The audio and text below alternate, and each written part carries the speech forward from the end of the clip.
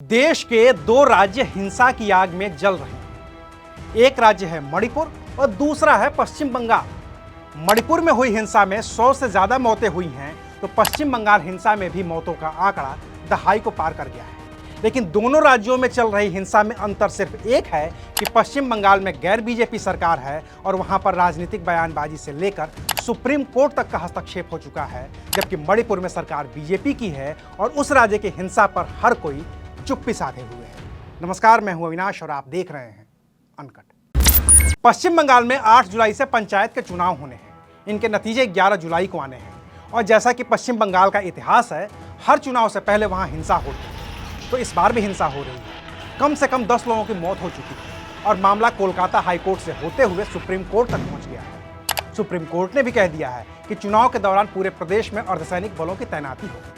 इस पूरे मसले पर सत्ताधारी ममता बनर्जी की पार्टी टीएमसी के खिलाफ बीजेपी ने मोर्चा खोल रखा है। चाहे बात बंगाल के बीजेपी नेताओं की हो या फिर केंद्र के बीजेपी नेताओं की, सभी एक सुर में ममता बनर्जी की मुखालफत कर रहे हैं। बंगाल की हिंसा को रूस यूक्रेन में चल रही जंग से भी तुलना की जा रही है। जो तांडव दिखाई पड़ रहा है, ये कष्टकारक है, दुखद है और मन में आक्रोश भरने वाला। और उससे अधिक दुखद है वहां के सरकार की असंवेदनशीलता। भारतीय जनता पार्टी के कार्यकर्ताओं पर जिस प्रकार के हिंसक और प्राणघातक हमले हो रहे हैं, जिसकी वजह से न्यायालय जाना पड़ा, पश्चिम बंगाल की सरकार, पश्चिम बंगाल की पुलिस जिस प्रकार से बर्ताव कर रही है, यह देश के लोकतांत्रिक और चुनावी इतिहास में एक बहुत काला अध्याय है। बीजेपी के नेता ममता बनर्जी का इस्तीफा भी मांग रहे हैं और पश्चिम बंगाल में राष्ट्रपति शासन लगाने की भी मांग की जा रही है। जिस प्रकार से हिंसा शुरू हुआ है नॉमिनेशन का पहले दिन से, अब आगे चल के क्या होगा? 5-7 लोगों का डेथ हो गया है नॉमिनेशन में ही। अब चुनाव प्रचार अभी क्या है, जिन लोगों ने नॉमिनेशन किया है विपक्ष का, उनको धमकी दे रहे हैं विड्रॉल के लिए। उनके पार्टी में भी हजारों लोग एक्स्ट्रा जो किए हैं नॉमिनेशन, उनको भी धमकी दिया जाए कि तुम विड्रॉ कर लो, तो ज़्यादा हिंसा होगा। तो सरकार, यहाँ की सरकार इतना अनपॉपुलर हो चुकी है, वो जानते हैं कि फ्री फेयर इलेक्शन हो जाएगा तो वो बुरी तरह हारेंगे।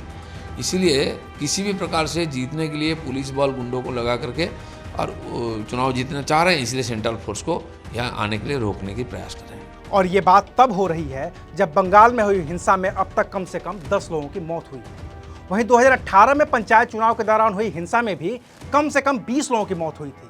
तो स्वाभाविक है कि बीजेपी को ममता बनर्जी का इस्तीफा मांगना ही चाहिए और राष्ट्रपति शासन की भी बात करनी चाहिए। लेकिन 3 मई से ही मणिपुर में हो रही हिंसा पर बीजेपी के उन तमाम नेताओं ने चुप्पी साध रखी है जो ममता बनर्जी के खिलाफ मुखर है। 10 मौतों के बाद राष्ट्रपति शासन की मांग और इस्तीफे का दबाव ममता पर बन रहा है। लेकिन मणिपुर में पिछले 50 दिनों में कम से कम 100 लोगों की मौत हुई है। 500 से ज्यादा लोग गंभीर रूप से घायल हैं। कम से कम 10,000 घरों को आग के हवाले किया गया है और कम से कम 50,000 लोगों को अपना घर बार छोड़कर विस्थापित होना पड़ा है। लेकिन बीजेपी चुप है और सिर्फ इसलिए चुप है क्योंकि मणिपुर के मुख्यमंत्री बीजेपी नेता एन बीरेन सिंह हैं। गृह मंत्री अमित शाह भी मणिपुर का दौरा कर चुके हैं, शांति की अपील कर चुके हैं, लेकिन हिंसा रुकी नहीं है। और प्रधानमंत्री नरेंद्र मोदी ने मणिपुर पर एक भी शब्द नहीं बोला है, जिसको लेकर विपक्ष और खास तौर पर कांग्रेस प्रधानमंत्री मोदी पर हमलावर है।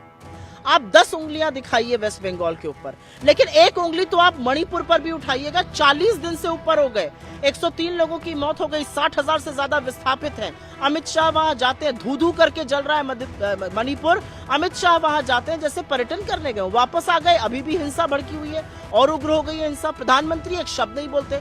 कुछ महीनों पहले प्रधानमंत्री कहते थे लोगों ने मणिपुर को भुला दिया था, आपने मणिपुर को उसके हाल पर छोड़ दिया। और हम तो यहाँ से अपेक्षा करते हैं, आशा करते हैं, हाथ जोड़ के प्रार्थना करते हैं कि मणिपुर को जलने से बचाइए। वो देश का हिस्सा, इस देश का राज्य है। हालांकि अब आवाज उठी है मणिपुर से ही और आवाज भी बीजेपी के ही नेताओं ने उठाई है। मणिपुर में बीजेपी के 9 विधायकों ने प्रधानमंत्री मोदी को पत्र लिखकर कह दिया है कि उनका मुख्यमंत्री एन बीरेन सिंह पर भरोसा ही नहीं है।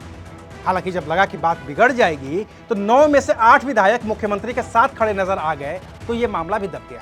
और नतीजा यह है कि अब भी मणिपुर जल रहा है। मणिपुर में विधायकों के अलग अलग समूहों ने प्रधानमंत्री मोदी से मिलने का भी वक्त मांगा था, लेकिन प्रधानमंत्री को अमेरिकी यात्रा पर जाना था तो वक्त नहीं दे पाए। और नतीजा ये रहा कि मणिपुर के प्रतिनिधि प्रधानमंत्री से नहीं मिल पाए। बीजेपी विधायकों के एक समूह की मुलाकात रक्षा मंत्री राजनाथ सिंह, वित्त मंत्री निर्मला सीतारमण और राज्य के पार्टी प्रभारी संबित पात्रा से हुई है, लेकिन नतीजा सफर है।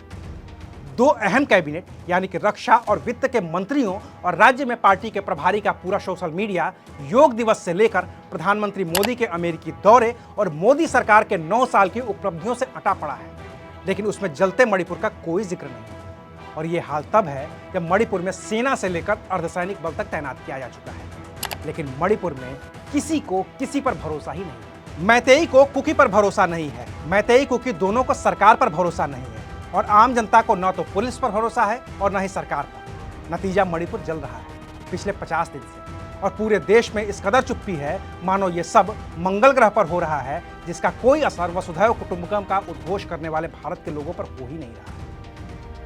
अभी के लिए बस इतना ही, फिर मिलेंगे नई खबर के साथ। देखते रहिए अनकट।